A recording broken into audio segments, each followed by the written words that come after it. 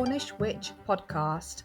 I'm your host, Freyja, a witch who lives in Cornwall, but who isn't a born and bred Cornish maid.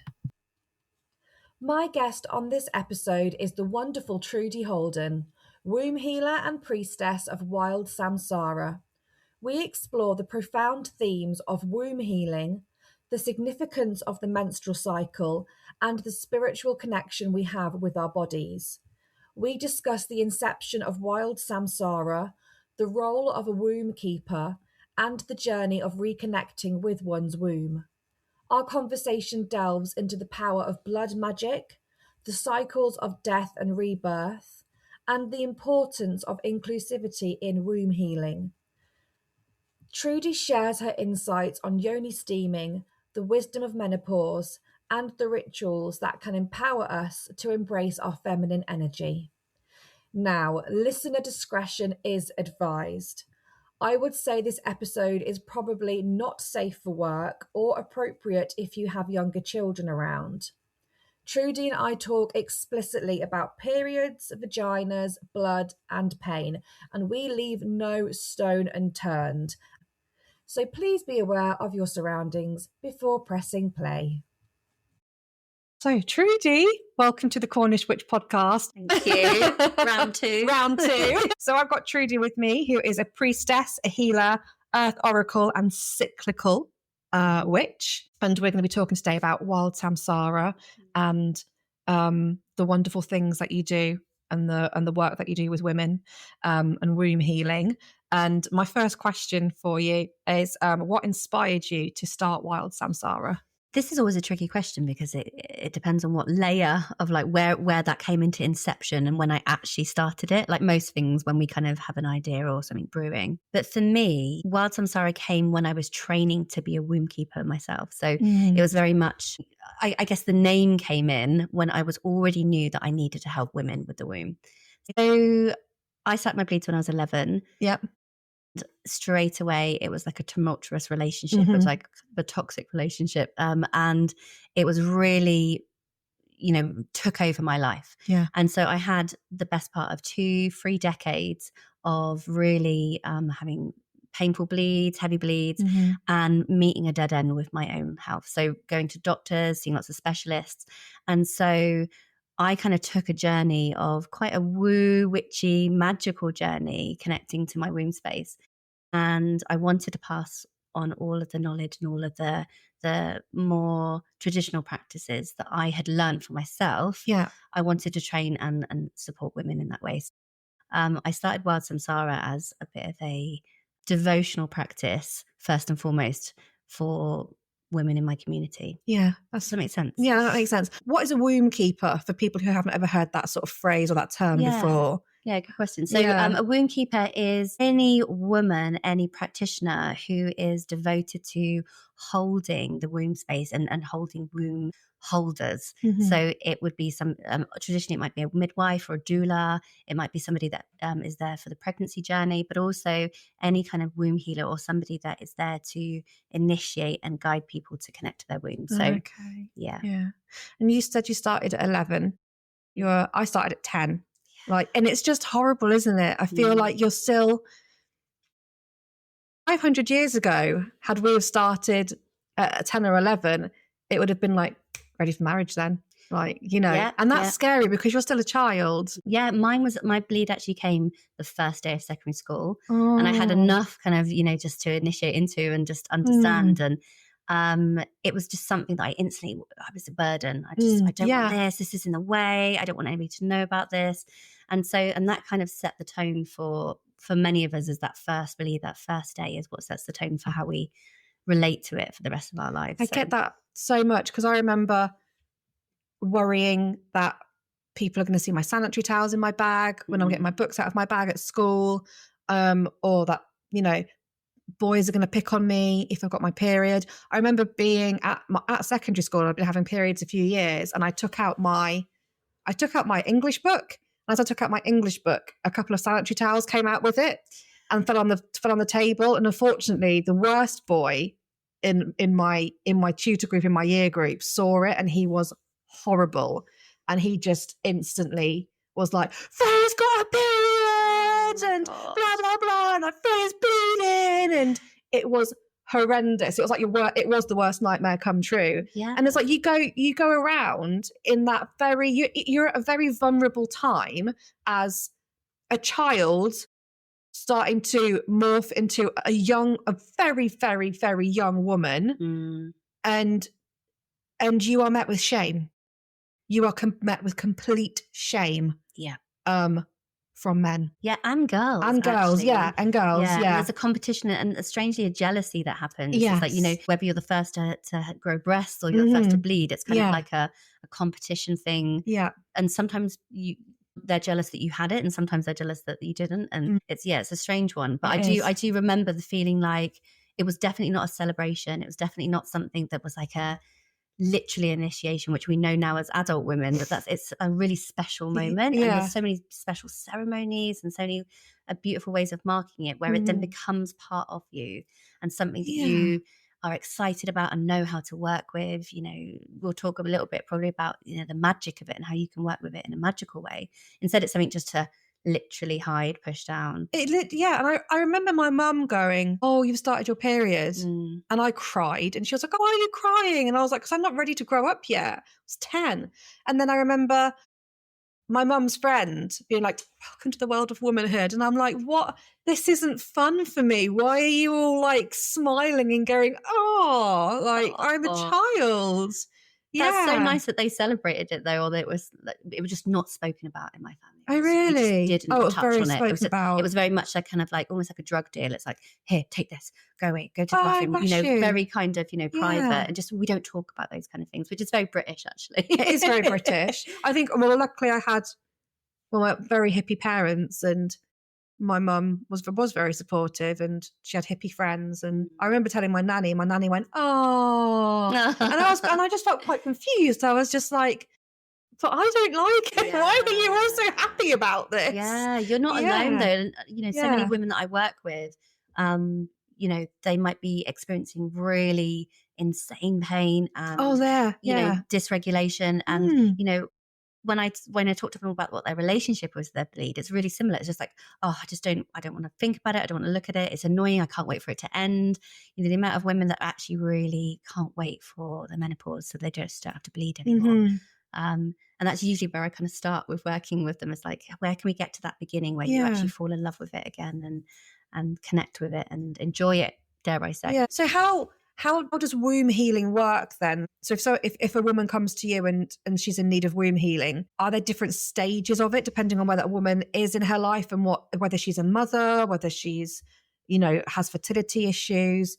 Because it must be such a multifaceted. It's endless. It's endless. I mean, when I became a womb healer about 10 years ago in Cornwall, I was based in St Agnes, and I was the strange witch that does weird womby things, nobody really understands. Is she doing something internal? Like, what is she doing with these women?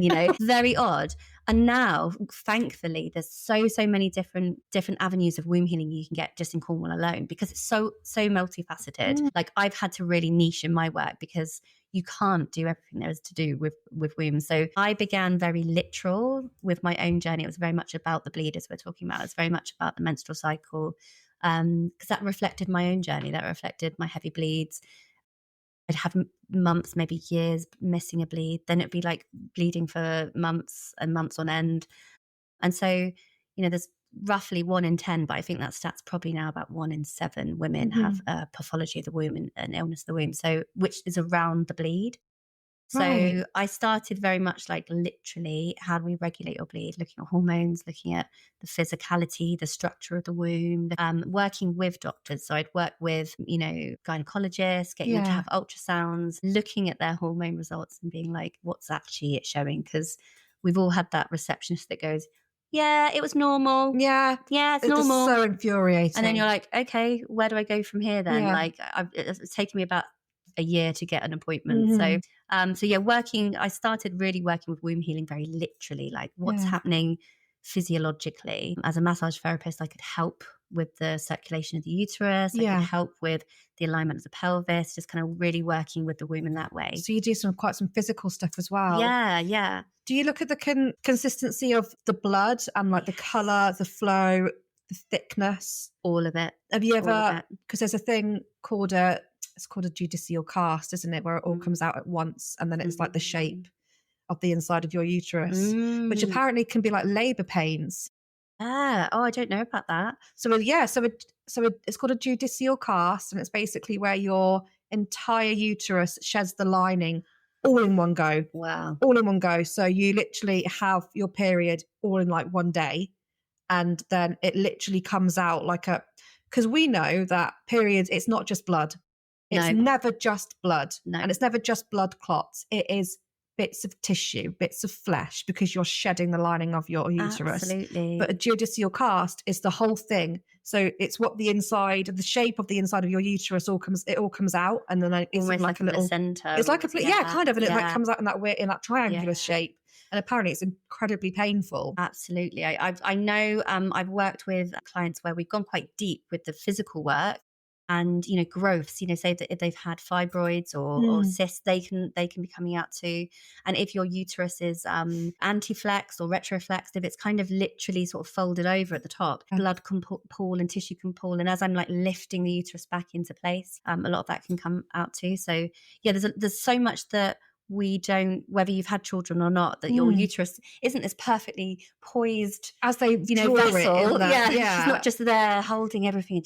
There's so much complications that even our GPs just don't really understand, and they just kind of, first and foremost, a lot of womb healers will start on that really physical, what's going on with your cycles, what's going on with your bleed health, what's going on with the physicality of your womb. But for me, over the years, as we know, it's always multifaceted. It's not just the physical, it's the emotional connection to your bleed, it's the emotional connection to your womb space. If there's been any trauma, disconnection, disassociation, a lot of that can really play a part as well. So my womb healing work now is kind of, some of it's really spiritual, some of it's really emotional. There will be some mental health elements there, especially with trauma. Then there's the energetics of the womb, which is a big whole nother subject that we can talk about.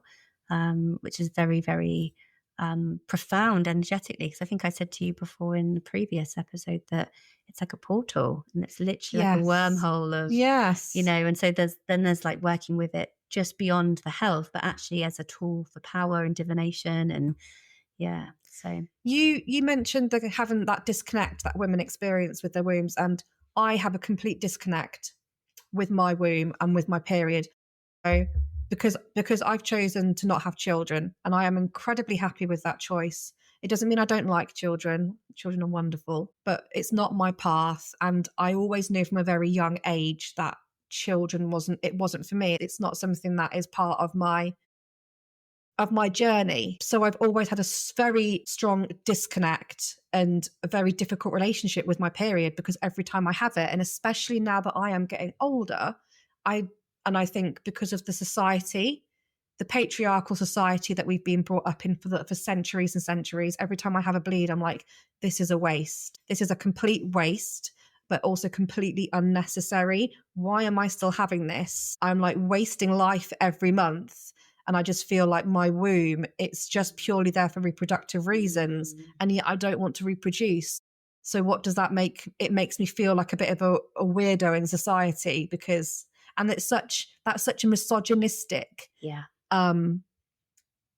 influence that has shaped me since I was 10 years old. Yeah. And so I'm completely disconnected, and I am now having I don't have a very healthy relationship with my womb, because I feel kind of shame in a way that I'm wasting life every month. It's weird. I totally understand that. I totally understand that. In fact, this is a massive passion of mine. It's the assumption when I say I'm a womb healer, everybody assumes that I work mostly with postnatal pregnancy. That's actually that's the area of the womb work that I do the least these days. That's just not my area of expertise, because I haven't had children either, and I don't want children. So I'm quite happy with that choice. So I'm really fascinated by how we tap into our womb power beyond pregnancy. And that's not to say that if that is your path and you do have children or want to have children, that these things aren't for you. But there's a whole demographic of women, whether because of choice or it's not in their path this lifetime to have children, that don't know what they're doing with their bleed. They don't know what they're doing with their womb power. What am I doing with this creativity? Because like you say, your bleed it represents life. It's life force. You know, the stem cells in your blood is literally pure essence life. What am I doing with this? If I'm not creating a baby, what am I doing with this? This is where the blood mysteries and the blood magic comes in, because knowing what to do with this essence, you know, in your rituals is like... Please, talk to me about that, because I think, you know, if there are any women or women who have a womb or people with a womb who have a disconnect to it or are struggling, you know, with their bleeds, it would be so nice to hear you talk about how there is more to it than just feeling like you are a baby making machine. Exactly, which is essentially, you know, what all of history has told us we are. We're either a sex machine, but can't be too sexy. We're a baby making machine, don't have too many babies. Yeah. You know, so, but yeah, there's this whole aspect of the feminine that we're starting to reclaim now, of realizing, okay, we can create so much more. And so, well, there's two parts of this, because there's the creation through the bleed and what you can do with your blood. But even post-menopause, or if you don't bleed, the womb is still a magical portal of creation as well. So it'll be different magic and rituals depending. But first and foremost, even I'm going to watch your face and see when I say this. Getting me quite emotional already. Like when I say this, see what your face is. Maybe I could describe her face for you. But first and foremost, painting the blood on your face. Adorning yourself, anointing yourself with your own blood, because that is the stem cells, that is life force, that's your life force, that's your essence. You created this beautiful elixir. And we talk about shame, you know, how easy it is to just go, this is dirty. Yes, this is it's dirty. It's wrong, hide it. But I'm not clean. To wall paint it on your face and be like, this is my blood, this is who I am. Wild, you know, woman is I can see it's like emotional. Like it's very emotional.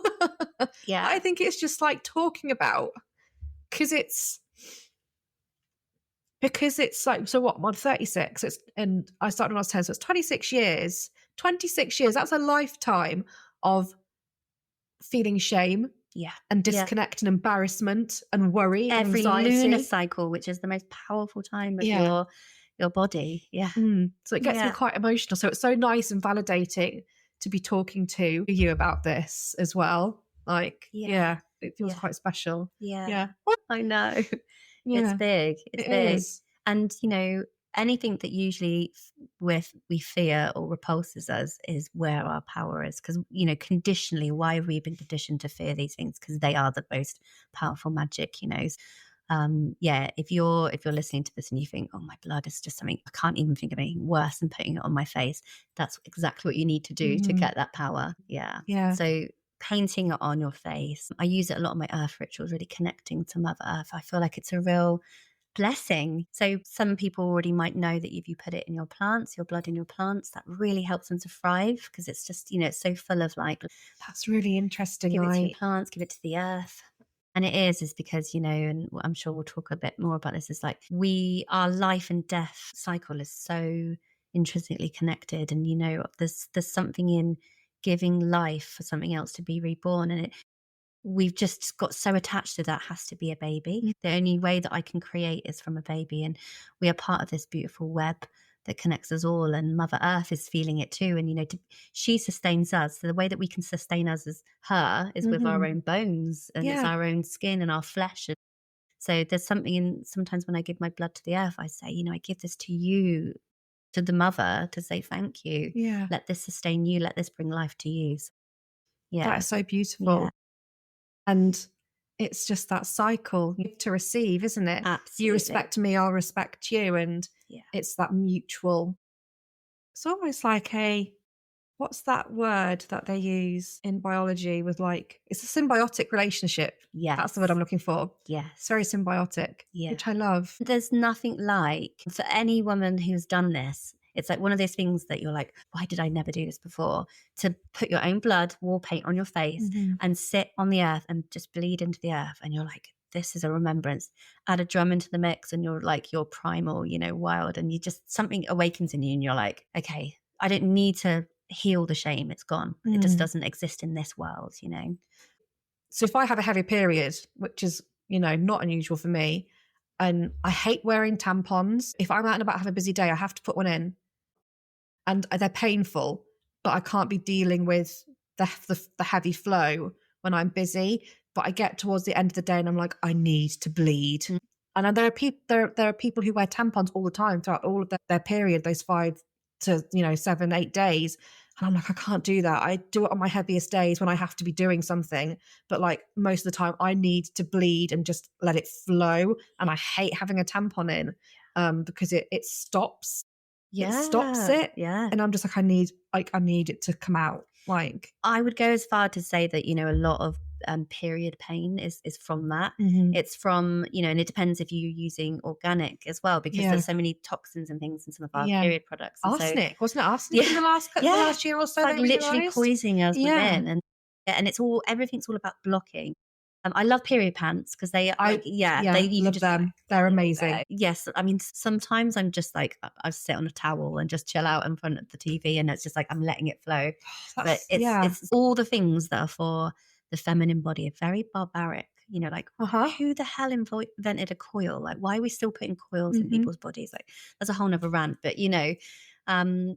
there's something about we're so ashamed of what is so intrinsically natural to us. And that just kind of, it's a metaphor for how we feel about Mother Earth. It's how we feel about nature, it's literally as a reclaiming, but it starts with courage and just going, fuck it, I'm gonna do it this way. So but like I say, womb healing is more than just the bleed. Like I spent maybe the first half of World Samsara very much Samsara meaning cycle or world, interestingly. It's like a microcosm, but it's more than just our lunar cycles and our bleed cycles. It's this whole micro and macro cycle that happens within our bodies, and it's that kind of death and rebirth cycle that we live. And again, our womb is more, if you could just take away one thing, like your womb's more than your bleed, the womb's more than babies. There's so much more in there than just those two things. But that's kind of, we're just catching up with grappling with those two things first, aren't we? Yeah, I know. So your main work right now is one of it is death and rebirth cycles. How do you use that to teach and incorporate into when you're working with women with womb healing? Well, it's super new. Yeah. Just like an evolution of my womb work and what I'm visioning in my own womb, because I work very much closely with just kind of letting her lead the way. I love how you call it her, because I call my period her as well. Oh, yeah. I'm like, she's here. There's like a living, breathing personality. My womb's definitely got a personality. Like, and she can, she shows her faces to me sometimes. But I for a long, long time worked specifically with the earth and the land and land portals. Like backstory, I did my original degree in history and theology, but very with a focus on Neolithic, sacred sites. That was always my kind of geek fascination. Not realizing that, of course, these are like womb to tomb spaces. They're all about the beginning and end of life. That's what they're there for. They celebrate life and death, and which the womb is very much a part of. So this year I've been really dropping into what that means more for my work, and because like I say, it's beyond supporting the physical womb or even what emotionally and spiritually is happening with the womb, but it's kind of like what that represents. And I don't know if you're familiar with Carly Mountain. She's a big inspiration to me. She wrote a book, and I always get this mixed up, so sorry. Descent and Rising, and it's women's stories in the frame of the Inanna myth. And she's a psychotherapist and works with sexual trauma, amazing author. And I interviewed her on Instagram a couple of years ago about her book. And it's all about how every single woman, known or unknown to them, go through a death and rebirth cycle in their life. And that's kind of what we do. It's like our kind of makeup.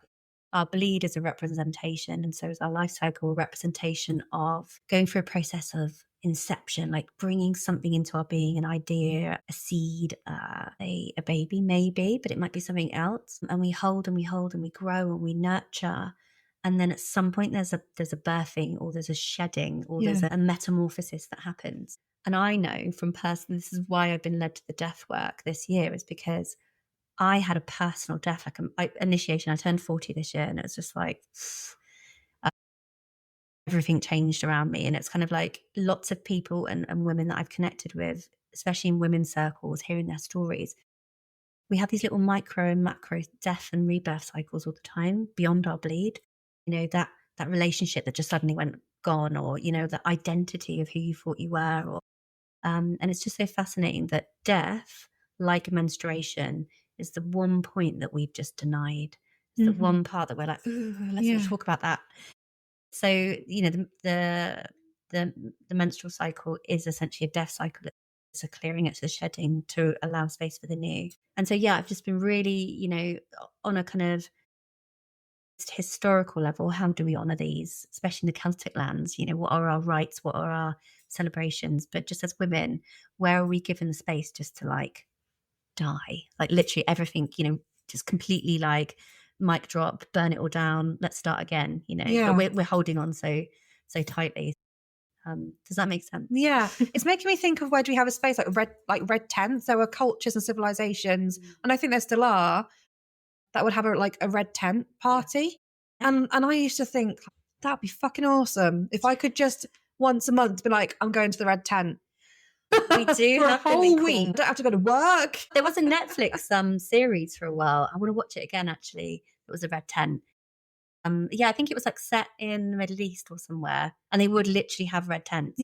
And this is kind of where the womb priestess work that I do comes in, you know, because it is very much reclaiming those lineages and those practices. Because yeah, damn straight we deserve to like have a week off when we bleed and just be like hiding out with plush pillows and grapes and chocolate and just like brushing each other's hair. That's how it should have been. Yeah.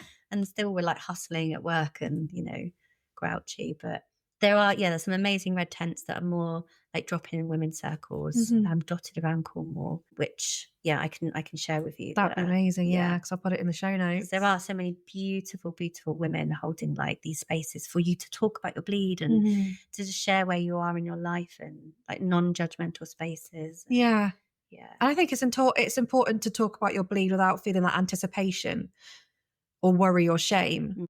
Like to talk about, oh, well, I'm just clotting loads this month, or my blood is really, really, really dark. It's like claret, or it's really brown, and you know, and we don't, or it might have a stronger smell, or like smell more metallic. Exactly, you know? And to be like, what's up with this? Because also, really interestingly, I love that when we're sharing about our bleeds, even more magically, then we're tapping into that collective. We are doing a lot for the collective with our bleeds as well. So it's not always about like you. So you might think, oh, why is my bleed suddenly late? Why is everyone's bleed late? You know, when we start sharing so much, we realize that collectively astrologically we're being affected by lots of things happening in the world. And we're also transmuting things for the collective as well. So that's so interesting. But when women come together, their cycles naturally sync. Yes. As well, which I think is just magic on its own. It is wonderful. That's the one thing that's a little bit of this is like a confession.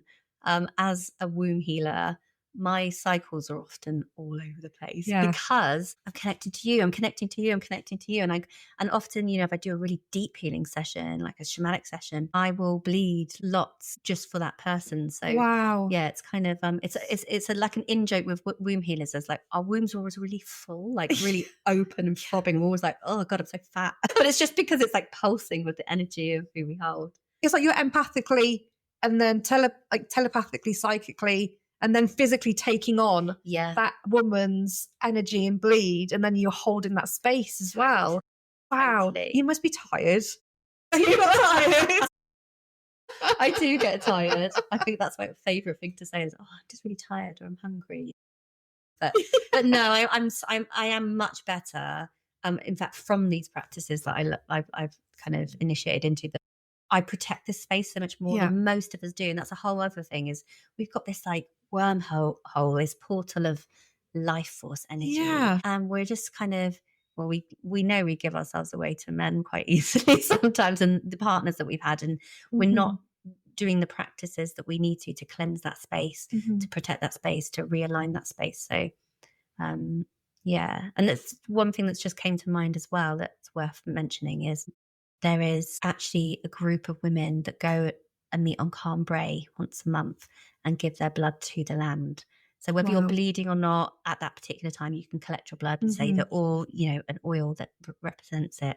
And they all go up there once a month at the full moon and put their blood on the land and they drum together. So there's a lot of those amazing things you can be part of here, which is feels so incredible. primal as well. It and is. just, I love that. What is the womb year? So most witches will be very familiar with the Wheel of the Year and the Sabbats, but obviously I'm obsessed with the moon. So and I'm obsessed with the womb. So I really noticed, you know, when I was connecting with the micro and the macro cycles of the feminine, well, the Wheel of the Year is that really, you know. So like most of us will know the sort of history of the Wheel of the Year being kind of like the myth around the oak and the holly king. Yes. But actually, way back, you know, when we were a matriarchal society and when we worshipped the goddess, it was actually a cycle about the feminine. And so whether that's a cycle of the green goddess and her birthing cycle, but also it could be the Inanna cycle, which is even older, which is going into the underworld, you know, literally for initiation, the descent and the rising, as I mentioned. So I was kind of really fascinated and unpicking all of this. And actually the land that we're on today is what kind of initiated that. So we're here at Coscuis, and I had come here for a sound bath and bumped into Polly, who owns the land. We're in the Long Barrow, which is the representation of the death and rebirth cycle.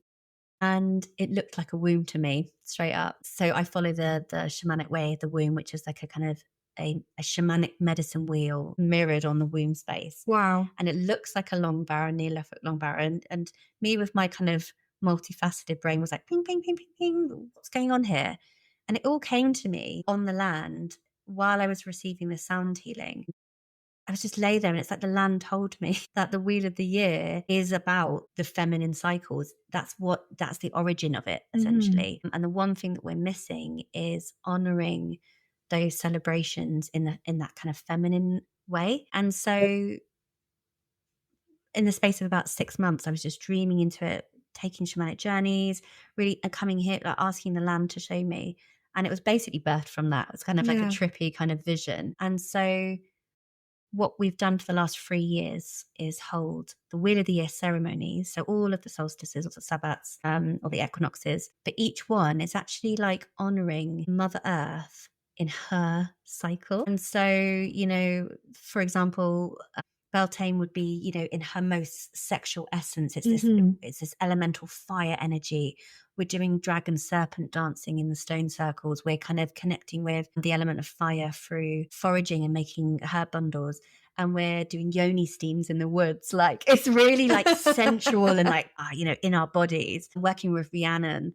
And then when it gets round to Samhain, then it's like the crone steps in, and it's like we're a Caradwen, and we're doing womb divination, and we're like doing oracling, and so it's kind of part land based and really celebrating the energy of the land and what's growing on the land and tuning into her vibrancy, but also using our body as a kind of like a living temple as well. So it's my birth child. Like, I'm in love with it. And Polly and I have worked really closely together each year as women have been doing the program with us. New things kind of come in through them. And so it's a real co-creation with them as well. So, yeah. That sounds incredible. That sounds absolutely incredible. Feminine trance states, and then, how am I saying this? Biodelic visions. That sounds so interesting. What does that entail?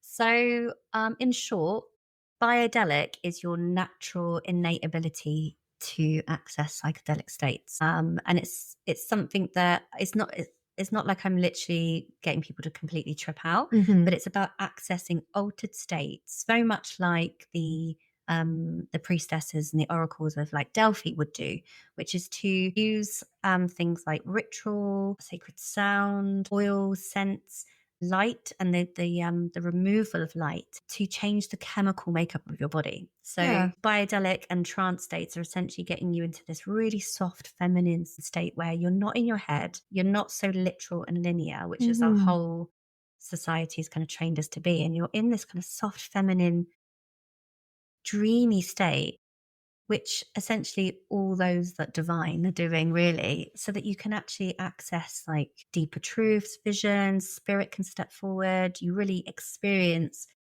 goddess in a really somatic way. Wow. And so, there's a lot of science behind it as well. So this is actually, biodelic womb healing is kind of my trademark. I kind of created it. But biodelic is a term that was created by Azra Bertrand, who is a medical doctor. But he's also the founder of Womb Awakening. And he's got Biomancy University, which I trained with for a couple of years, which is all about the science of the cerebellum, which is often seen as like the reptilian brain, the kind of that little bit of the brain that we don't use. But actually the cerebellum is the feminine consciousness. Its language is through symbols and colors and feelings and emotions. And it's about 70 billion receptors in our body that connect to this. So it's actually, wow, something, I always get the numbers slightly wrong. So sorry about that. But it's like 50 times more intelligent than our cerebral cortex. But because we don't see the world in that kind of more feminine way, we don't really give it much weight. But when we are in ecstatic dance, when we are in a trance state, when we are having an orgasm, that part of our brain really activates, and then we just see more. So I've been working the last 2 years with the womb. When we feel safe in the womb, when we feel no shame, when we feel really comfortable, and dare I say, like we want to be there in our womb, we can actually access millions of receptors in the abdomen and really kind of tune into this like very intelligent part of our body. Oh my gosh. Yeah, it's fairly new, but the women I've worked with in this way, it's been really profound what they've unlocked. So. Yeah. And it's nice that you can access that altered state without drugs. Yeah, exactly. Because a lot of people do that. They will use drugs to try and access those higher psychic states or those altered states. What's that one that people use? I forget the name of it. Ayahuasca? Or... Not ayahuasca, no. It's the DMT. Oh, yeah. DMT. Yeah. That's what I was looking for. I was going to say DSM. I'm like, no, that's a whole other a diagnostic statistics manual. No, Freyja. That's not fun at all. No, DMT is the word I was looking for. Like you hear about people using DMT and how sometimes they can really have a good trip. And other times they kind of end up in a weird liminal space. It's quite scary. Yeah. And it's quite a risk. It's always a risk when you take some sort of, it's also drugs. Really hard to integrate. I think, I've worked with clients who've done lots of plant medicines, for example. And yeah, it can be really profound and unlock a lot. But then when you get back to your like everyday life, how do I integrate this? And often then it becomes either a cycle of, I need to go for the next ceremony and the next one. And it just doesn't feel as rooted and grounded. Yeah. And it's kind of each their own, what they like. But, for some women, they're not ready to go on that big journey and unearth all that. And this is sustainable. And this is something, I always joke, my aim now at this point in my work is that once we've worked together for a while, I probably will never see you again because you just nailed it and you know what you're doing. I want to empower you to have the practices. And if you keep needing to come back to me for ayahuasca or whatever it is, then you're kind of in that loop. Yeah. Whereas if you can unlock the power within yourself, that's it for life. Then you can access that within yourself, which I think is, where healing and the industry can get a bit icky. It's all about self-reliance. So anyway, it's interesting. There's lots of divination tools out there, from tarot to pyromancy and, everything else that goes in between, palm reading, runes, charms, bones. How does womb oracling or womb divination work? So very similar to what we were just talking about in terms of the intelligence of your body. We're kind of, say your tarot, you're just seeing with your eyes and you're kind of making sometimes it will be very intuitive and sometimes it's like the literal kind of meaning of a card or what symbols you see. Whereas womb divination, like any somatic practice, is just letting your body speak and just tapping into a different intelligence. So it can work alongside, your tarot, but instead of just pulling your tarot, having a think, maybe letting some messages come through, you're actually just tuning in from your womb, not just from your eyes, not just from your head. And the only way to describe this is, we see this as just a separate part of our body. This is just, as we said, it's a place to have babies or to bleed. But, like I said, there's millions of receptors on the abdomen alone. there's so much intelligence here. And there's also a deep knowing, like we know it's like that gut feeling. It's a place that something innate comes from here. And it's just, so you can use divination and your womb, or you can just literally, if somebody was to say, you know, is it going to rain tomorrow? Feel into your womb, hold your womb, breathe into your womb and let her reveal. And it sounds mad, but you were there obviously at the Witches Festival. I held like a 1 hour taster to this. I had about 25 women that looked shell-shocked. They booked onto it, but they looked scared. They were like, we're going to do this womb divination. I don't know what it means. Like really like fearful of their own bodies, which I understand. And by the end of it, they were like, whoa, I can't believe I've got so many messages. So the simple practice I got them to do first was to drop into their womb and just actually really connect and feel it and hold it. And then they were literally just sat opposite one another. And I was getting them to tune in and envision their womb connecting to the woman in front of her. So like imagining a golden thread connecting both our wombs. And they really uncomfortably needed to gaze into one another's eyes. Yeah, that's uncomfortable. Gaze into one another's eyes and see that woman, like really see her, like look into her soul with so much love. And at first they were giggling, they were nervous, they were uncomfortable. And then there was this trust and this knowing, like, I know you and I love you and I trust you. And from that place, they then close their eyes and place their hand on or over their womb sister. And I just said, whoever's receiving, just think of a question, like what do you want to know? And for the person divining and feeling into the womb, just let your womb guide you. What emotions are coming up? It doesn't have to be really literal. All of them, spot on, had like something to tell the other woman that she really needed to know. They had the answer. And I was like, my work here is done. That's amazing. That sounds incredible. I mean, I'm sad I missed that. I would have been obviously, outside interviewing at the same time, but that's something I would definitely like to try the next time you hold something like that. That sounds wonderful. Yeah. Sacred oils. With sacred oils, do you make them yourself, or do you make them? Can you make them with your own blood? Like, how does it work? Oh, I love the questions are getting juicy now. Yeah, can I put my blood in there? Yeah, well, why? Yeah, I mean, why not? Hell yeah, you can. Yeah. I mean, hygiene-wise, you want to use that oil pretty quickly. Yes. Yeah. In the fridge, I would say.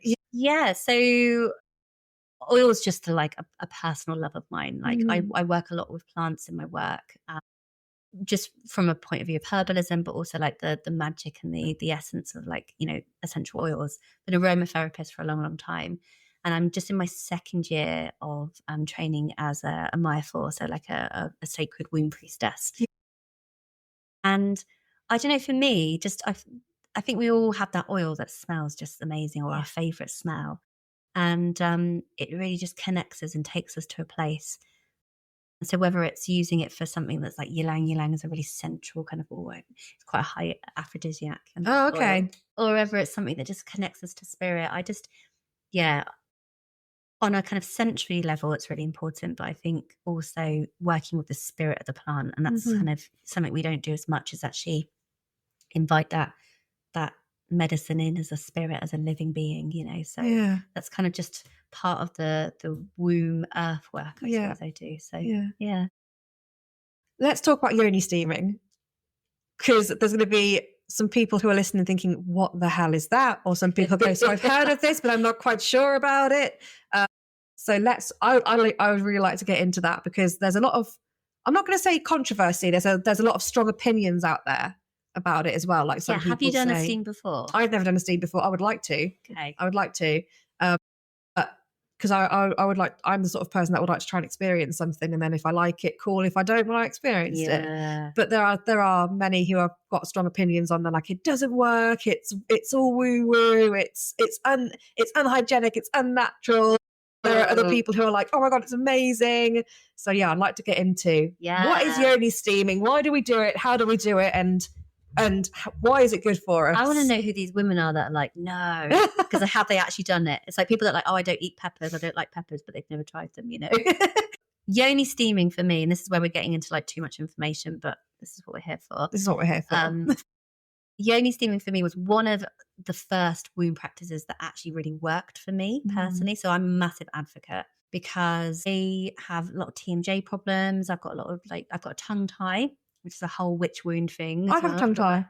Have you? Yeah, because I didn't know that was something that you got that they got rid of when the baby was born. Me too. No, and I have one. And we're tongue sisters. We must, yeah. Wow. Yeah, I've got a tongue tie. Yeah. There you go. It's such a. I never knew it was a thing. I never knew it was a thing. So my friends started having babies, and they're like, "Oh, they've got a tongue tie," and I was like, "I've got that." And I asked my mum. I remember going to my mum, "I've got a tongue tie," and she was like, "What's that?" And I was like, "Faye, that's normal. You're meant to have that." And I remember asking my mum when I was little, like, "What would happen if this bit of string here, like, if I was just to take that away?" She went, "Well, you tore your tongue and die." Yes. My doctor said, "Oh, we can snip it now in adulthood. Yeah, you might swallow your tongue and die." I was like, "Yeah, can you stick your tongue out then?" "Oh yeah, you can.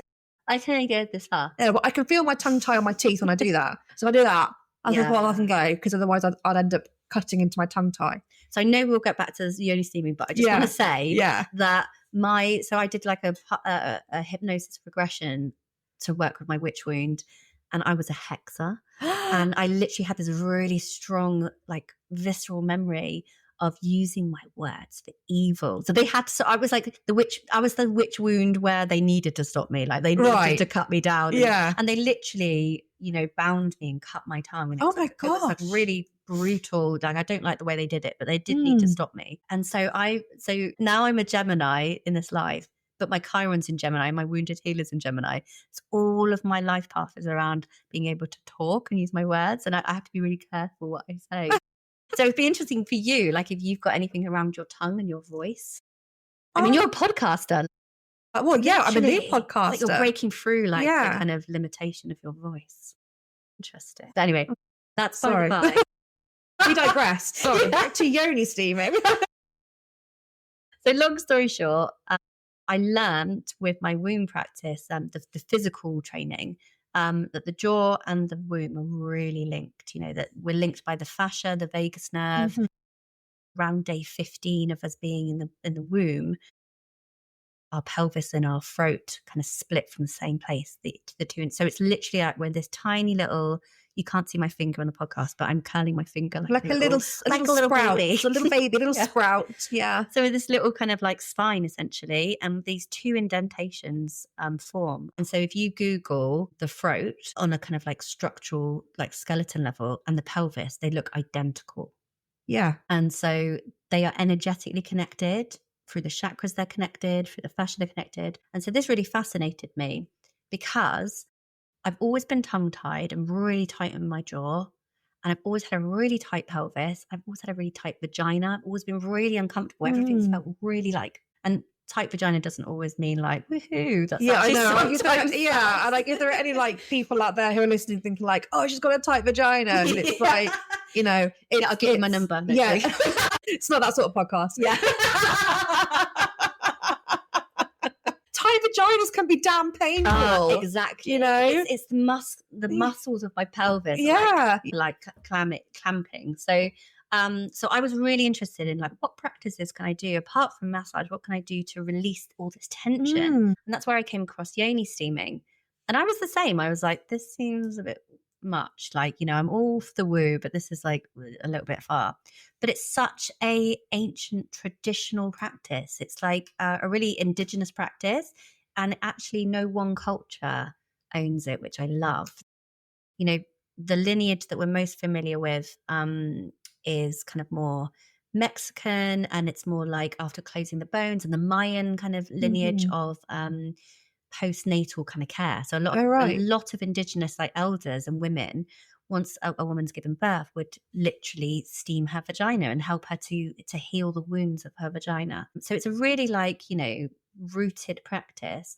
But actually there's little nods of it in all different cultures around the world. And I've created a free PDF guide, which talks a bit more about the history and all the different lineages. We'll put that in the show notes. Yeah. You may have it. And so, it's literally just almost like a facial for your yoni.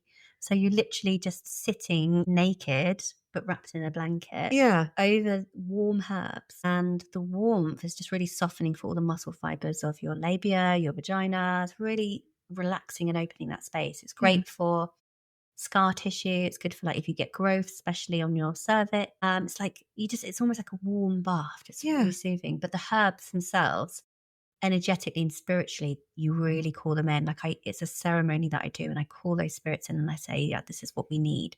And whether that's a clearing or whether that's like bringing something new into your womb, and it's like a magical exchange. Yeah. So, yeah. How often can you yoni steam? As often as you like. Basically, it could be a monthly practice. A lot of people do it as a monthly thing. Can you yoni steam when you're bleeding? You can, but it can get just a bit messy. Yeah. That's it, really. Yeah, okay, So the only time you can't really steam is when you're pregnant. Yeah. If you've got an active UTI, so you've got like an infection or something, if you've got any cuts, it's not really advised if you've got a coil. Can get kind of hot. Yeah, that would make sense. Yes. Yeah, but it's a really beautiful practice. And I think, like most womb practices that I share, I catch people's faces and at first they're like, okay, yeah, whatever. And then once they do it, they're like, I can't believe I never did this before. Yeah. This is my life now. So yeah. Amazing. Yeah. Highly recommend it. Yeah. What ages? I feel like there's so many more questions that I want to ask about yoni steaming. Do you have to be naked or can you be naked from the waist down? Like, yeah, just literally take your underwear off and then just wrap yourself. I've got a really cool stool. I was going to say, like, do you have a certain apparatus or a certain seat? Like that's the chair. I do now, but it took me a while. Like for a long time, I just used the toilet. Yeah. Put a big salad bowl that sits in the toilet and then that's all you need. That makes sense. And then I found on Don't use that salad bowl in the kitchen afterwards. Keep that salad bowl just in the bathroom. Exactly. Get a red one so you know which one's which. I also found a really cool like commode on Marketplace that they were giving away for free. And it's like a proper like antique commode. And so you can sit like on a throne. So that was amazing. And the guy was like, oh, what's this for? What is it for your nan or something? And I was like, you don't want to know. This is my throne to steam my vagina. This is my vagina steaming throne. And if you don't like it, there is the door. Exactly. I should have just shocked him. But no, I don't know where I've put it. I'll have to see if I can dig it out to show you. But I've got a really cool little folding contraption now that it's like in the shape of a heart with a hole in. And it's got like foldable little legs. Oh, cute. Yeah. Travel yoni steamer. Totally. I mean, look on Etsy. There's a million yoni steam stores. You can get quite niche with it. I love it. The accessory of the womb witch. How popular is your yoni steaming? It's popular once they've done it. Yeah. There's loads of newbies that like asking questions. Saying that, I did 2 years ago, I ran a monthly membership and we journeyed through the shamanic wheel of the womb, which I mentioned. We worked through the archetypes and the elements. Each month we did a yoni steam on Zoom. And there was about 15 of us, hey, just like chatting away. You could only see from our head up. Yeah. We were all steaming together, doing shamanic journeys, doing some like beautiful magical practices while steaming our vaginas. So amazing. I loved that. I love it. On Zoom. It's wonderful. So I'll let you know when I'm doing the next one. You please do. Yeah. What ages do you work with? So I'm thinking of the maiden, mother and crone. We have thinking of the crone and there's menopause, and I think we as a species, along with maybe one other, go through menopause on this planet, on this earth. But also you started your periods at 11. I started mine when I was 10. There are girls that can be starting as young as 8 these days. Sometimes younger, which is a bit scary. What sort of ages do you work with when it comes to womb healing? Literally all. All of them? Literally all. Yeah. Because again, it's not just about the bleed as well. Mm-hmm. But yeah, I'd love to see more younger people. Yeah. But again, there's some amazing womb healers stepping forward to hold girls' circles and menarche ceremonies and things like that. But yeah, there's no kind of age limit to who I work with, and I am really fascinated. So I turned 40, which is still young, but I've definitely noticed like changes within me, which I know is like my Marga crone energy coming through. Mainly just like my sharp tongue.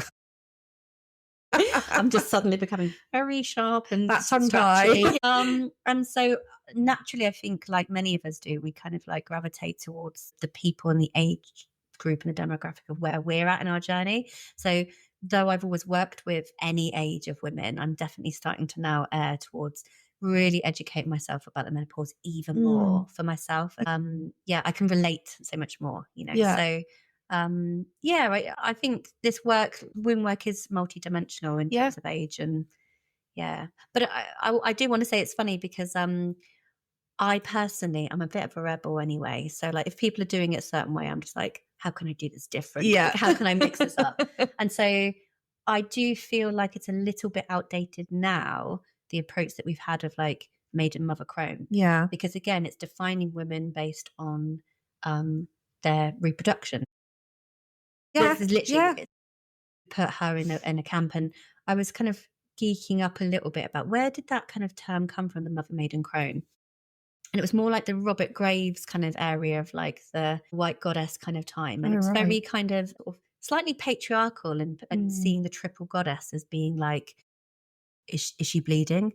Is she having babies yet? Or is she birthing children now? Or is she passing? And actually, I think the triple goddess element meant so much more than that, like that triple aspect. It's like, is she ripe? Is she fruitful? Has she gone over? Yeah, exactly.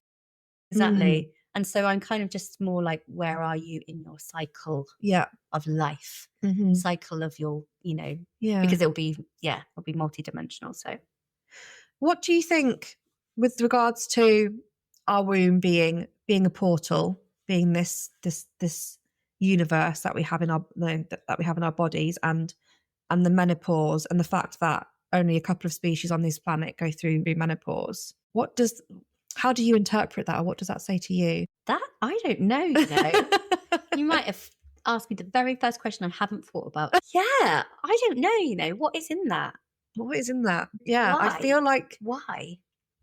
Are we as women or people, you know, who have wombs, is it another sort of sacred rite of passage where we've gone through a lot of rebirth and death cycles, and now the menopause is like another part of, you know, I feel like there's a lot of wisdom in menopause as well. I personally can't wait to get there for myself. Yeah. But I also feel like within the times and the society that we live in, and, you know, the patriarchal, misogynistic society that's been going on for centuries, women who hit a certain age and then hit the menopause, they're suddenly not useful to society anymore. I think they're not worth anything. And it's like, fuck off. That's the key thing. It's like, you know, animals aren't defining their plants aren't defining their cycles in the way that we are.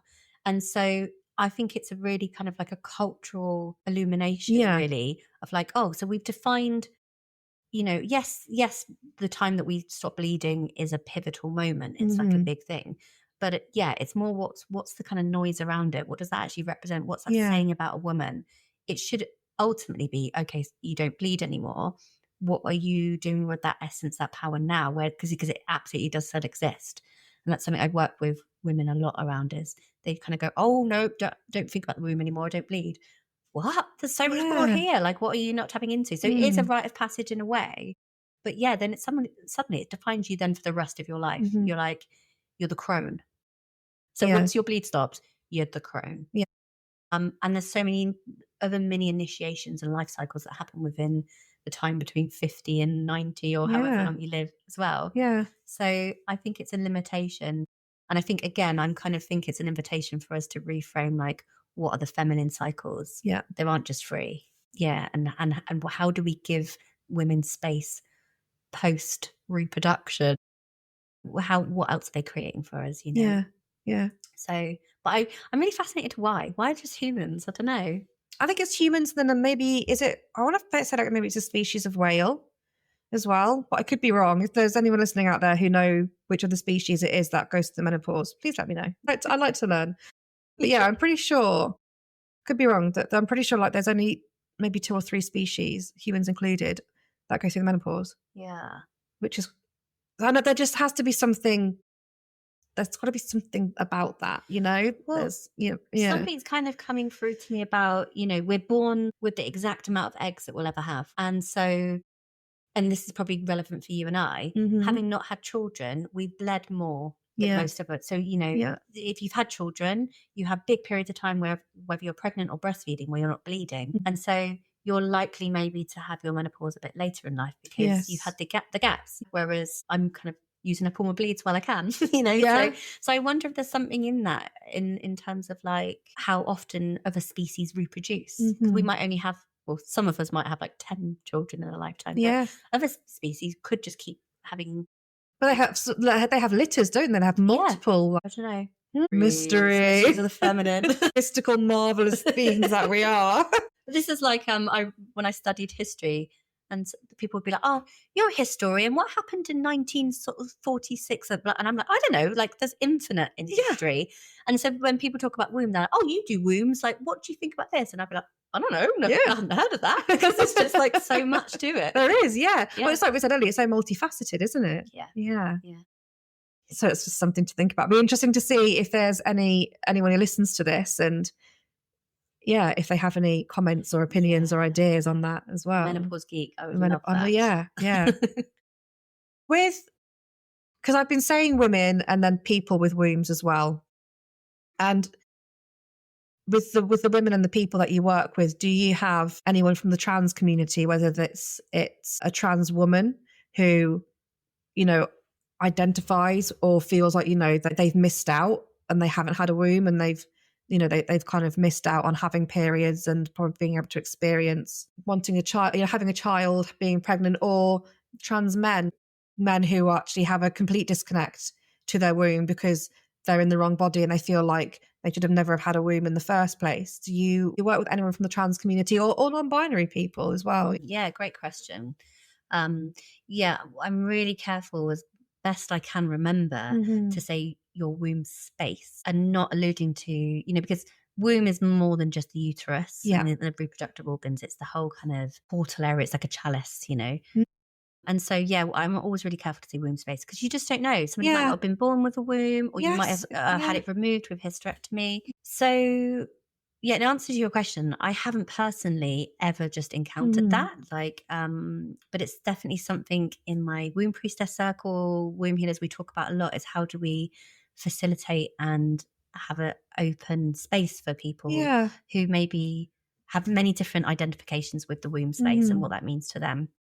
And so there are some people that are really pioneering that work and that's their passion. And so they're really holding that space specifically. Yeah. And it's a really delicate thing. It is. It's a really delicate thing. Primarily, what comes to mind is thinking about womb grief and the grief and loss of either what was or what wouldn't have been and how you connect to that space in an energetic way. Yeah. There's some beautiful ceremonies and rituals you can do to like see and vision and connect to that space where it's beyond the organs, because that's so literal. And it is, just so like patriarchal in a way, but So there's many ways that you can connect to the womb space in that way. But it is delicate. I think there's been conversations around a safe space for women. Knowing the definition of like, if there's say like a women's circle or a womb. So I've been to Medicine Festival a couple of years ago and there was a TP ceremony. It was stunning. These two women holding a womb, something or other, I can't remember, ceremony. And there was just multiple people from walks of life and different identifications there. But I know that some women found it quite triggering because it's such an intimate space, and as we've talked about, we're just getting to grips with our wombs as those who were born and identified as a woman and have a womb. And so these places often a lot of trauma can come up. Sometimes that trauma is associated with men or, and so it's a really delicate subject that we're all still trying to iron out, really, if I'm honest. Nobody's got the right answer of how you can be in a space that's really vulnerable, connecting to your body as a woman, but then there might be somebody there that identifies but isn't the same. And you get my meaning. Absolutely. So I don't know. But it's okay not to know. I think it's the fact that you're exploring it and you're talking about it and you're trying to, with the other priestesses, trying to find ways to be inclusive and hold that space, for the trans community or for people who were either born without a womb or born with two. So you could be born with two wombs, can't you? Yes, I know somebody that was, which is crazy. Yeah, it's really nice that you're that you're exploring that as well. Yeah. It's important, I think, as a healer, that you hold what you are capable of holding. And I think that's why I've made it very vocal that though I work with the womb, I don't work with everything to do with the womb, because I can't resonate with it all. I can't hold it all. And, I'm just one woman. Just one woman. I love that. I'm a woman. I mentioned the moon earlier and how much you love the moon. I'm a big fan of the moon. Love the moon. I think she's amazing. Periods and moon phases. I went through a phase last year. I was bleeding like on every full moon and I couldn't take it. And I think it was about 3 or 4 months. Every full moon I was having a period and I was like, this is too much. This is too much. I don't like it. I've had enough of it. Like, why is this happening? as a woman, as a priestess, as a womb healer, what is that connection between the moon and our periods? What's going on there? I feel like this could be a whole other podcast in itself. Yeah, I mean, it might have to be. It's so fascinating. I even controversially put out recently, like, is the moon real? Like, is it been put out there just to like attune us to something, or is it really organic? And it opened up a big can of worms, which was I kind of like went back on. But yeah, I mean, one app I can really recommend is called Stardust. And I love it because it tells you whether you're a red witch, a white witch, a pink witch, right, based on if you bleed at the new moon or the full moon, and what that could mean, and how you can like work with that energy. But essentially, yeah, like the moon is a 28-day cycle, the menstrual cycle is a 28-day cycle. Yeah. It's like chicken and egg. What came first? Yeah. Is our bleed like that because of the moon? Or is it just a coincidence? Who knows? Nobody knows the mysteries. But we are 70% water. Yeah. The moon rules the tide. Yeah. And also our bleed is liquid, it's fluid. Literally, yeah. It's kind of almost basic science in terms of just the way it is the inner tide of our body. But what I find always really interesting is what we're told is normal as the 28-day cycle and we bleed the moon. I know I work primarily with women with kind of anomalies, but the majority of women, even in women's circles or ceremonies I've been in, are just really affected by so many more other things. And so like the moon cycle, some people are like on the dot, full moon. And me and my friend actually have a song. It's like almost like a cowboy song, because my friend is like always dead on full moon. Yeah. So she's like, I'm a full moon bleeder. So she'll like voice note me on WhatsApp, I'm full moon bleeder. Because you just know she'll always bleed on the full moon regardless. And then other people will be like, full moon bleeder, full moon bleeder. And then the equinox will come and they'll switch to new moon. Yeah, so I've stopped. I mean, I was like full moon bleeding for 4 months. And now I'm no longer doing that. But I'm kind of glad because I was going crazy.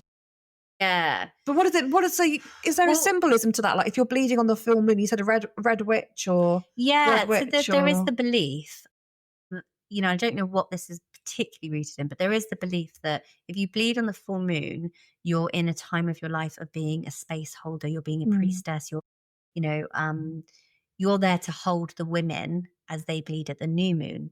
Whereas new moon traditionally, a lot of menstruation rites is the time you would normally bleed. It's the time of introversion. You would go into your shell. New moon is the time to rest completely, dream.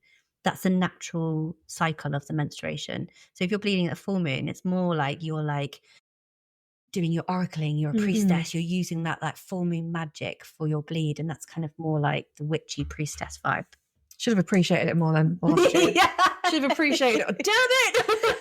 Just ask for it to come back. It'll do it. Oh, I don't know. No, but it's interesting. There's lots of books. I can't remember them off the top of my head, but I will send them to you for links that talk about specifically like the history and the link between the moon and the blood. Yeah, because it's interesting. Yeah, very interesting. Okay, yeah. Do you have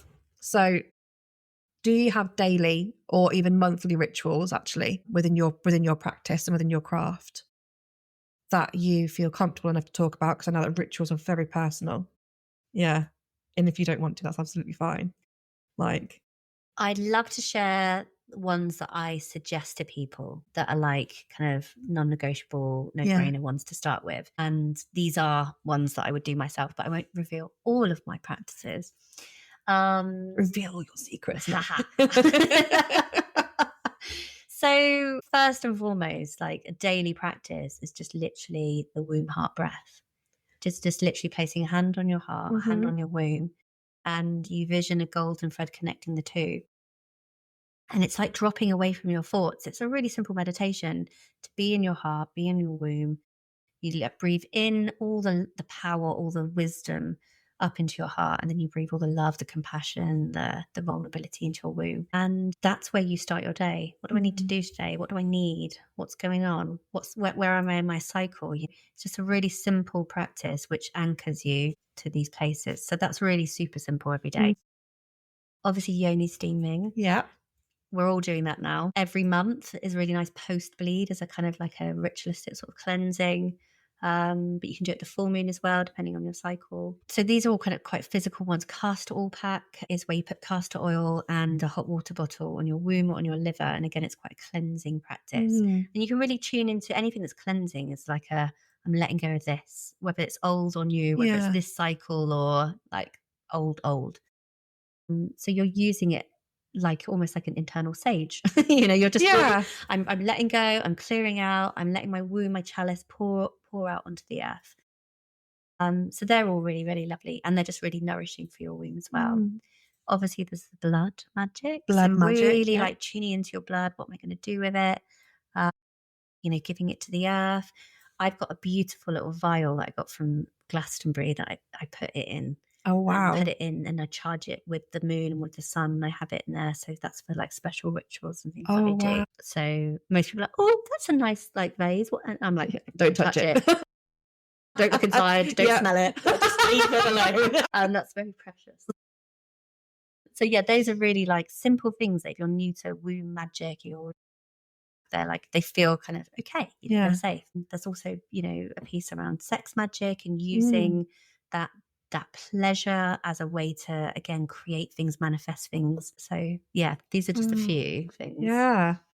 Excellent. For those like me who have heavy periods and painful periods, what herbs do you recommend? Because I really actually avoid ibuprofen and paracetamol. I don't like to use it for my period pains, but what would you recommend for those who do struggle and suffer with their periods? Herbs or like sort of natural, nature-based remedies? Totally. And how do you like to take your herbs? Like more like a tea, or would you do like, are you talking yoni steam maybe as well? Or I mean, I don't think I could yoni steam on my heaviest days, perhaps towards the end. Yeah. But I do prefer to ingest something to help with the pain, because it's the pain that I struggle with. Totally. Well, it's the pain and the flow when I'm heavy, but yeah. So to be annoying, often I'll do a consultation because, again, a heavy bleed might have multi-dimensions to it. Like, where is the root of that? Why is it? So I might ask multiple questions to just get a bit more like, where is it? Is it your abdomen? Is it your cervix? Is it your vagina? Is it the back of your womb? Is it the front of your womb? Because you're right. There's so many different places. And I've had like periods in the past where I've like said to my friends, I feel like my vagina is going to fall out. Like, it's so painful. But then other periods, the pain is in my back. Exactly. Other periods, the pain is going down my hip into my leg. Completely different route. So different. Yeah. The majority of what most people say is period pain will be your cervix, because it's supposed to dilate. Yeah. And if it's particularly, if the muscle tissue is particularly tense, especially if you haven't birthed a child vaginally before, the cervix is a little bit less mobile. Then it's things like calendula, raspberry leaf, things that kind of muscular wise can help to relax. Yeah. Chamomile is amazing. I use a tincture of like chasteberry, Vitex. Okay. That's really good for just like regulation. If it's a hormonal kind of pain, because some women have like lots of different sensitivities to like changes in estrogen as well. So kind of depends where the root is. But really, I think 90% of the time, like just hot heat is actually more effective than herbs for the pain. Yeah, it's no, you're right. letting A the hot water muscles kind of bottle. But calendula is pretty amazing. Okay. Actually, and then there's ovulation pain as well. Exactly. Which is it's a real bitch, isn't it? And we wonder why everyone hates their womb. Pain now, pain then, pain. Yeah. I often say I have 1 week out of 4 where I'm not fighting for my life. But the ovulation pain, and you can really tell whether it's your left or your right ovary if you have both. If you have both of your ovaries, you can really tell which one it is. Yeah, like, totally. Yeah, exactly. Yeah. That's a lot of my clients think, oh wow, she's so magical, and I put my hands over their womb and I'm like, you're ovulating on your left side, and they're like, whoa, how did you know? It's like, because it's like really throbbing and it's massive and I can feel it, like, you know. But there's a lot of pain, but again, it's like, what's under the pain? I don't know, this is a made up percentage, but like 70% of any disease that we've got in our womb is usually rooted somewhere else. Yeah. She's kind of like the looking glass. She's the magnifying glass to something else. But we kind of go, naughty womb, why are you not behaving? But she's going, hey, I'm just telling you your adrenals are failing, or I've just told you your liver's like a bit fucked up from that wine. Like, she's just kind of processing on our behalf. So if we trust her and listen to her and go, what are you telling me, girl? Yeah. Then we kind of learn a bit more about her. I like that. Yeah. Just listen to her a bit more rather than telling her off. Yeah. Yeah. And again, it's that, like you said, it's having that connection and that relationship with her. Trust. Yeah, absolutely. Trust. Okay. I mean, I could just talk to you forever. I really could. Oh my God. Such a wonderful conversation. Do the womb podcast. Yes, that'd be incredible. If anyone out there is going, yeah, do a womb podcast, maybe I'll put a poll in when this episode goes out going, who wants a womb podcast? And usually there'll be more questions than answers when I talk about We things. could call it womb service. Love that. Something that's just been birthed. What are your recommended tools, teachings, books, practitioners for people to go and look at and research? And if you can't think of them all, it's okay. I can put them in the show notes. Yeah, I think I can send you a million amazing practitioners, even just in Cornwall alone. Like, there's so many incredible people doing womb work, loads of events, loads of circles, ceremonies, all sorts of things happening, and people with courses, obviously me, the OG amazing Trudy Samsara. Check out my website. Yeah, there's loads of things I can share that probably, you know, it kind of depends on what area you want to start with, because there's so much, as we've like discovered, there's so much to start with. So there's no, if I was to say get one book, it's the Womb Awakening book. It's a massive manual. It's really chunky and huge, and it's all about the spiritual, shamanic, like physical, energetic reclaiming of the womb. And you'll read that book and your mind will be blown. What does being a witch, a practitioner, a priestess, a womb healer, what does that mean to you?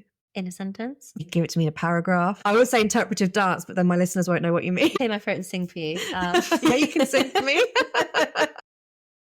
So I think for me, it's always evolving because I allow myself to evolve into it. Yeah. And just, you know, but for me right now, it's just being completely rooted and grounded in the wisdom and the power and the magic of me, actually. And it's like knowing that the magic is beyond, you know, just the things that we can kind of connect to outside of ourselves. Like, my body is magic, my womb is magic, my blood is magic, and just being on a kind of like curious but like loving path to discovering what that is. Yeah. And actually, though there's some amazing myths and stories and books about our lineage as women and as womb healers, like, I'm kind of like on a journey to let it come forth as a remembrance, rather than just like reading a book that was probably written by a man telling me what our rituals were, you know, and actually recreating them. And it's also really important for me right now that I'm always of service in some way. Like, I think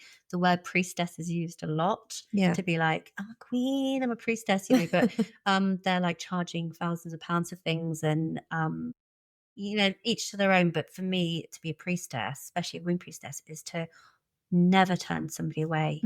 Always be able to be of service to goddess, to the land, to women. You know, it's not for my own gain, you know. So that's that feels really important. Oh, that's lovely. That's lovely. What are your future plans or events for Wild Samsara? Well, it changes month to month depending on where I'm in my cycle to what I'm birthing. But, you know, depending on when you're listening to this, we start the next Wheel of the Year immersion. We normally start it in bulk, but we're starting at spring equinox. You've got till spring equinox to join us here on the land at Cosquewis, working through those feminine cycles, reclaiming those ceremonies. So that's a really amazing thing if you can do it in person. There's an online version that I run as well. And I'm just about to go up to Wales to start a 9-month apprenticeship to be a drum birther, to be able to make drums. Wow. And to hold drum birthing ceremonies. Yeah. We've got Shadow with us, who is just a beautiful, she's Irish Wolfhound? Deerhound. Yeah. She's stunning, and she's been such a good girl, and she's just been so quiet and sleepy the whole time. So if you hear any shuffling, she's just turning around and just repositioning herself. Like, just pivoting. Such a good girl. So drum birthing will be coming next year, where women can make a womb drum with me and learn about how to use the drum in ceremonies. My biggies. Yeah. But obviously, I'm always here for like womb healing, questions. Yeah. Biodelic. Trippy out, and so only steaming. Yeah, exactly. Yeah. It's all there. Look at my website, and hopefully now it won't seem so weird. No, definitely not. Well, so how do people get in touch with you? So your website, socials, all that sort of stuff, how to contact you?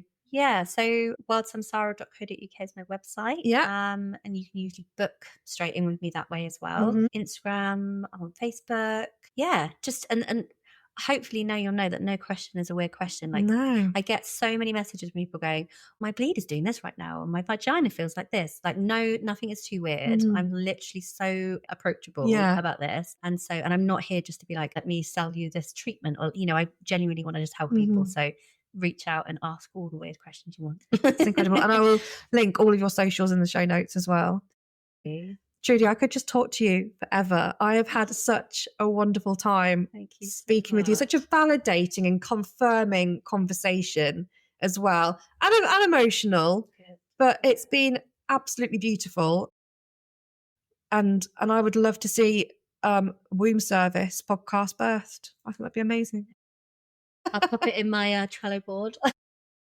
Incredible. Thank you so much for joining me. It's been so lovely. Much. I loved it. Thank you. And I'm just going to say a very quick thank you to my lovely friend Natasha, who's been with me today, and she's been an absolute superstar. So I've really enjoyed it. It's been so lovely having you here, and you've been a superstar. So thank you so much. Thank you. I hope you all enjoyed this episode today with Trudy as much as I did.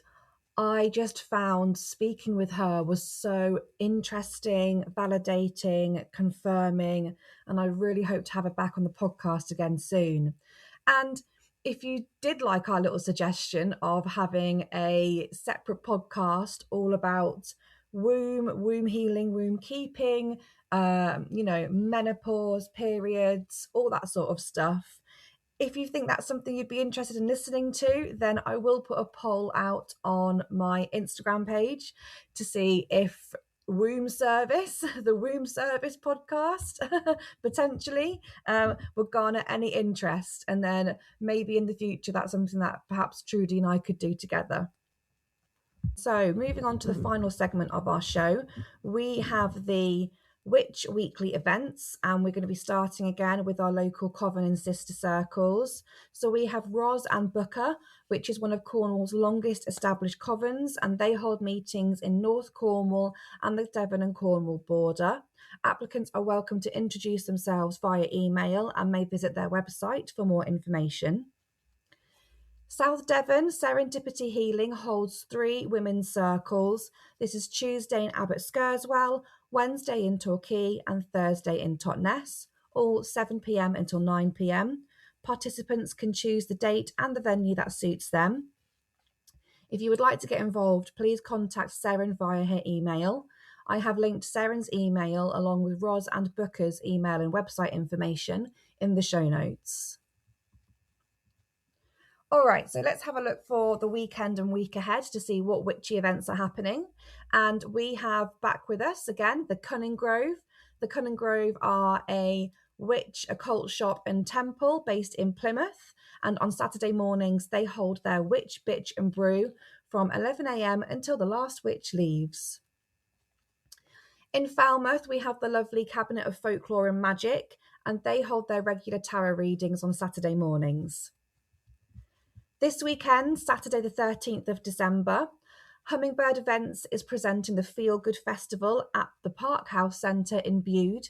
This is 10 a.m. until 4 p.m. It's free entry, and this will be full of arts, crafts, healers, well-being, clairvoyance, talks, wellness, good food, and more. Also on Saturday the 13th of December, Witch in the Wilderness is holding a Yule shopping event. She's based in Tintagel. This is from 11 a.m. until 4 p.m. It's 15% off in store. There's going to be free gifts, a spin the wheel when you purchase over £20 or more to gain extra discounts and free products. On Tuesday, the 16th of December, 7 p.m. until 9 p.m, there is going to be a talk on the Wheel of the Year about Yule with Rebecca Beattie. This is being held by Meet Us at Llanstefan. The Witch's Wheel of the Year marks the winter solstice, the dark midwinter moment, which is celebrated with folk traditions of Yule, which have even made their way into the Christmas custom.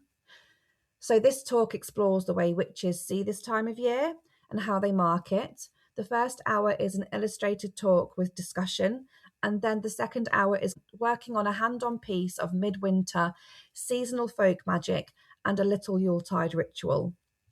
Tickets for this are £15, and I just want to say that Meet Us at Llanstefan, I have been saying their name wrong for pretty much all of my podcast episodes, and I just want to say I am so sorry. I thought that Meet Us at Llanstefan were linked and were collaborating with Llanstefan Arts. Actually, that's not the case. They're quite separate entities.